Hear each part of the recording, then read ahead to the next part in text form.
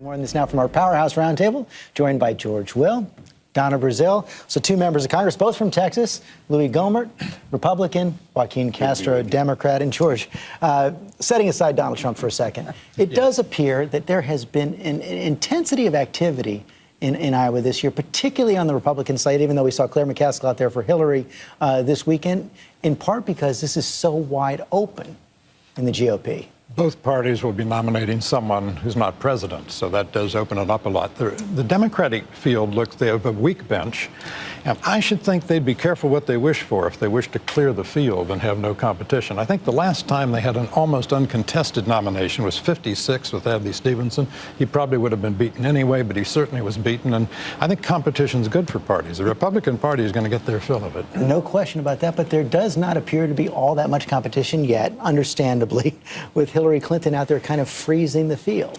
Well, I don't think so. Martin O'Malley has made some noise recently that he's interested. Of course, we have Joe Biden, Kirsten Gillibrand, the senator from the great state here of New York. Elizabeth Warren, there's a lot of buzz around her.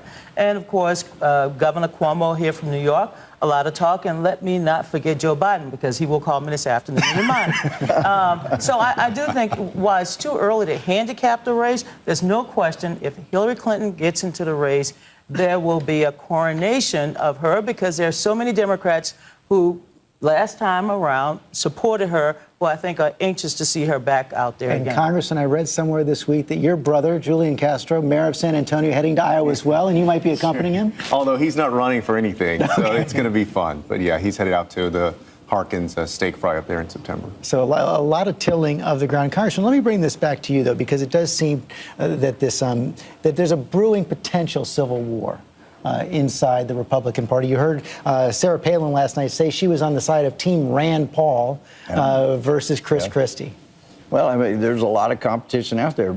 And with regard to the Democrats, I seem to remember in 2007, this was Hillary's nomination. Obama may run just so he'll be ready in 2016. The point being, you never know. And I think that's true where we are with the Republicans. I don't think you could say, I mean, I would never have predicted that somebody named McCain would end up being the nominee after 2007, when the story was at one point he was so low he had to carry his own bags. And I also don't think you should underestimate the power Iowa has to attract people to the state fair of the fried butter. It is incredible. It is absolutely incredible. It's an excellent point. Republicans have had a lot of experience with Civil War. 1912, Roosevelt and Taft split. 1964, the Rockefeller and the Goldwater.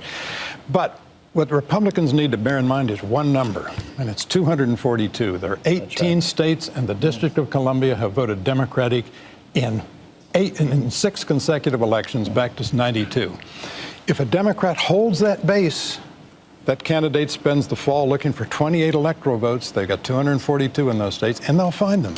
And I think what's most problematic for Republicans at this point is that they seem to be taken right now by the Tea Party more extreme base. So the candidates that are most appealing right now are the Ted Cruz's, the Rand Pauls, those folks. And I think if they nominate somebody like that, it will be 1964 all over again, because that's just not where the majority of Americans are. Is that your fear, Congressman? Well, not really. I mean, when I go to the Tea Parties, I see people from all races, ages, genders. The thing they have in common is they're paying income tax.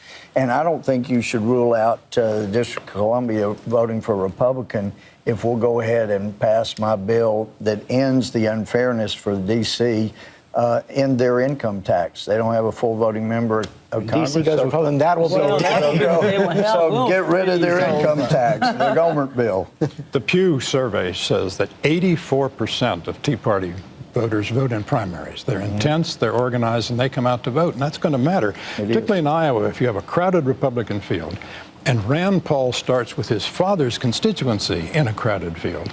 That's a plurality. I don't think he has his father's constituency. But the Tea Party is like a controlled wildfire that is now burning the Republican Party, especially the Republican Party establishment. So I don't know if the Tea Party is good for the Republican Party in 2016, given the fact that it has narrowed the base of the party. And it's igniting an immediate confrontation right now. You mentioned... And I think that's why, George, I really think that they have about 1 or 2 more election cycles where they can continue like this, otherwise, the infighting is getting so severe that I just don't see how you sustain that. Let's talk about the one coming right now. September 30th, government runs out of funding. You've got people like Rand Paul and Ted Cruz, other Republicans, Marco Rubio, saying unless Obamacare is defunded, then we shouldn't approve the government funding. President Obama took that on Friday. My friends in the other party have made the idea of preventing these people from getting health care their holy grail, their number one priority, the one unifying principle. That was the only thing that seemed to get the president really riled up on Friday. George Will says it's an ideological fixation. How does it play out? Do you believe that faction inside the Republican Party is going to succeed in pushing their leaders to hold the line? Wait, that's a false narrative. He said that we're trying to keep people from having health care. That's just not true. That is an absolute blatant lie. We are not trying to keep anybody from getting health care, and whether or not they have insurance under an exchange or not does not prevent people from getting health care.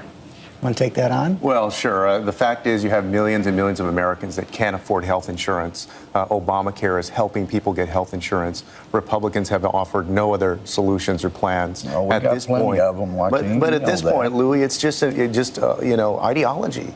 It's just extreme ideology. So I've getting got to a the bill point of that's- does the government shut down on September 30th? Well, the congressman says that's a lie. Remember what Mark Twain said, the difference between a lie and a cat is a cat only has 9 lives? The fact is, it has the power, particularly when it's supported as this one is by the mainstream media, to set the narrative. And the narrative will be that the Republicans have chosen simply to cause chaos. And I think it's a bad idea. Bad idea to go down the line. You cannot govern this country from one half of one of our 3 branches of government. Can't be done. It appears, Donna, that Speaker of the House, John Boehner, probably agrees with that as well. Mitt Romney came out this week, one of his few public speeches since leaving, warning Republicans about being accused of shutting down the government. Well, look, Mitt Romney, of course, Romney cares, Obamacare. They're not, they're not what I call distant relatives, but they might be, kissing cousins. But he came out in support of John McCain and others who believe that this is a foolish idea to try to shut the government down. And of course, many of the veterans of previous government shutdowns, Newt Gingrich and others, are also, speaking out as well. So what's going to happen? Well, I don't know, but I do think that even though we're one half of the legislating body from which no spending occurs unless we agree, that is a position that allows us to force others to adhere to the Constitution. We don't have to wait for the Supreme Court. We can force that. And we can say, you're going to abide by the Constitution, whether the Supreme Court gets it wrong or right. We have the ability to force respect for the law, and some of us think that we ought to force them to do that. Do you think you have the votes to defund Obamacare? It doesn't appear like that to me. Not right now, but we'll see after August, after people go home. And as far as Obamacare, though, when the president himself says it's not ready, so I'm giving this break to all big business, what about the poor guy out there making $14,000? He's going to pay extra income tax if he cannot afford to pay the several $1,000s for an Obamacare policy. Who's caring about him? Well, a lot of us do, but it's not this president because he didn't let the individual mandate have a year off. That only goes to big business. That's not fair. Well, I would say, first of all, it is the law of the land. The Congress passed it, the president signed it, and a conservative Supreme Court upheld it, Louis. I mean, it is the law of the land. So how does he get to delay a year for just rewrite and say we're going to delay it for a year? The problem is that the House Republicans, all due respect, I'm a former Hill staffer, not a member, of course, but they cannot even agree among themselves with spending. I mean, just before the recess, they couldn't even pass a transportation HUD bill. I mean, I don't understand the Republican Party these days. I mean, they've set these budgetary goals, and they're afraid to meet them. No, we're not afraid to meet them, but Donna, you need to also remember, and I think Lyndon Johnson said it, that if 2 people agree on everything, one of them's unnecessary. It's good to have a good disagreement. That's how we. Lots of that's how we got to the Constitution. I got to move on here. Lots of disagreements as well over immigration reform. We just heard Donald Trump say that passing it would be a death wish for the Republican Party. President Obama spoke out on that on Friday as well, making this claim. I am absolutely confident that if that bill was on the floor of the House, it would pass. The problem is internal Republican caucus politics. Which means, George, Will, that bill, the Senate bill, unlikely to reach the floor of the House of Representatives, at least in short term. And if it did, it would not pass. Republicans... When it gets blue-sticked, it's unconstitutional. It goes straight back. Well, what Republicans keep hearing is people like the New York Times that really wants the Republican Party to go away, saying if only the Republican Party would pass immigration reform, it would prosper. Now, there's a dissonance there that Republicans don't like.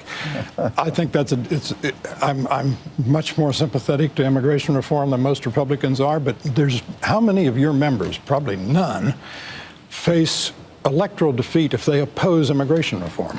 I don't know, but I think you would be shocked how many. I think most everybody in our party would vote for an immigration reform bill once they can be sure the border is secure. But until the border is secure, including legalization for the undocumented in the country right I think now? we would get an agreement on all of those things. But if you pass a DREAM Act, so-called, right now, without the border being secured, then you're going to have another one and another one and another one, because people are going to continue to come. And I know, George, you had an editorial that commented we have a net about zero, but you still continue. Our Border Patrol are saying we're getting 3 to 5 times the numbers coming while we talk about legalization. Let's secure the border, and then I think we get a bill passed quickly. The number of apprehensions, the crossings with Mexico is at a 40-year low. We have double the number of Border Patrol agents that we had in 2004 when President Bush was in office. So the border has never been more secure than it is now. 1916 it was. But Right now, the plan from Speaker John Boehner is to take immigration reform in pieces, to do border security first and then consider other aspects. Can that work? Is there a way to get comprehensive reform if the House follows that path? Well, obviously, as Democrats, we would prefer one comprehensive bill. Theoretically, if you did it piecemeal, if you had a bill for each piece, you could send it to conference, have a final conference bill, and have each chamber pass it. But that doesn't seem to be the intention of the Republicans in the House. Well, it looked like they're cherry picking. Leader Cantor is talking about the KIDS Act. Do you support the KIDS Act? I guess it's the DREAM Act. But I support securing the border, and until that, I don't think we ought to be talking about who gets legalized. Once we secure the border as determined by the border states, not Homeland Security. And by the way, you're new, you're brilliant, you're one of my favorite Democrats. Thank you. Here comes the but. What I've learned in my 8 years, when you hear the word comprehensive, whether it's Republican or Democrat, it means we got a lot of bad laws we want to get passed, but we can't do it unless we have a really big bill. George, you get the last word here. Well, furthermore, the well has been poisoned irremediably by the fact that the president insists on his unilateral anti-constitutional power to rewrite laws and to simply not enforce portions of laws he doesn't like. No one on the Republican side believes that anything in the immigration bill will be binding on an unleashed president. We're going to have to leave it right there.